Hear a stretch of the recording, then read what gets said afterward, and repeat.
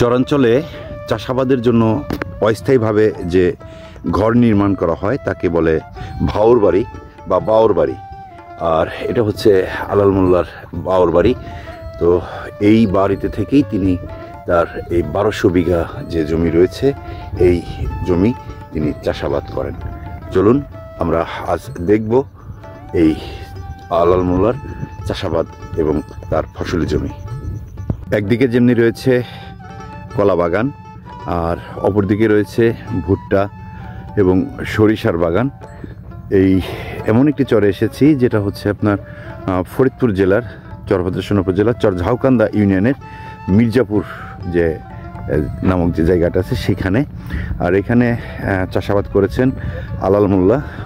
আমি তাকে আপনারা দেখতে পাচ্ছেন যে দূরে তিনি প্রায় 1200 বিঘা জমি এখানে আবাদ করেছেন এবং আমরা আজ তার সেই প্রকল্পটি দেখতে এসেছি। তো আপনার আমি এখন ঠিক কলা বাগান এবং ভুট্টা বাগান এর মাঝ দিয়ে হাঁটতেছি। কথা বলবো আলাল মামার সাথে। মামা, আপনার মোট কত বিঘা জমি আছে? 500 একর, 1200 বিঘা। এই পাশে একটু দাঁড়ান, আলোতে দাঁড়ান। কি কি চাষ করছেন বলেন তো? কলার বাগান, কালি জিরা, দইনা, খেসারি, তারপরে মটর কলই, তারপরে হলো ভুট্টা, তারপরে পেঁয়াজের আলু, পেঁয়াজ আলু সবই আছে। হ্যাঁ, আলু।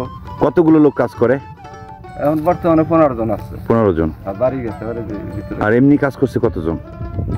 30 জন, 35 জন। 30-35 জন। আবার সিজনে তো 60-70 জন। আচ্ছা। আর এই যে চাষাবাদ আপনি করছেন এইখানে আপনার কিরকম টাকা খরচ গেছে? 1 কোটি টাকার উপরে খরচ। 1 কোটি টাকার উপরে। আর আল্লাহ যদি ভালো ভালাই করে কিরকম ফিডব্যাক পাওয়ার আশা করেন? আল্লাহ দেয় 10-15 লাখ 20 লাখের মতো হয় পরিশ্রম। হ্যাঁ, লস তো আর হয় না। আল্লাহর রহমতে ইনশাআল্লাহ। আমরা যেটা দেখলাম যে আলাল মামার সাথে কথা বললাম, আমরা আর একটা জিনিস দেখেছি যে আপনার কৃষি অফিস থেকে কৃষি কর্মকর্তা এবং তার সহকর্মীরা এসেছেন।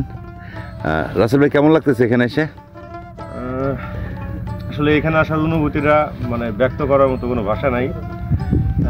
আসলে মানে চাষযোগ্য যে একটা উপযোগী এলাকা, এটা আসলে আমাদের আগেও আসছি কিন্তু এখন এসে বেশি ভালো লাগতেছে।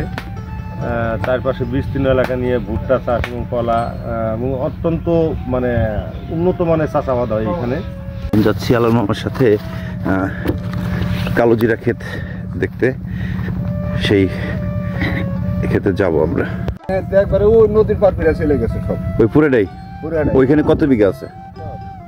হ্যাঁ, প্রায় 400 বিঘার উপরে। আর সরিষা এখানে আছে কতগুলা? সরিষা আছে এখানে বিঘা। কি সরিষা এটা? 14 বাড়ি এখানে। এই দিন 15 পর 15 দিন মানে এটা আরো বড় হবে, তাই না? হ্যাঁ, এটা বড় হবে। ওই গাড়া ভেঙে দিলি আর পেঁয়াজ বড় যে খরচ হইছে উঠবে আপনি মনে করেন? উঠবে। হ্যাঁ, মানে আপনি লাভবান হবে ইনশাআল্লাহ। সামনের বছর এটা আবার আরো বৃদ্ধি করবেন। হ্যাঁ, আরো বৃদ্ধি করবেন। ধন্যবাদ। যে সবুজায়ন দেখছেন আপনারা, এটা হচ্ছে কালিজিরা গাছ এবং প্রায় 12 বিঘা জমি এখানে রয়েছে। আলাল মামা, কালিজিরা আছে কতগুলা? কালিজিরা আছে হলো 35 বিঘা।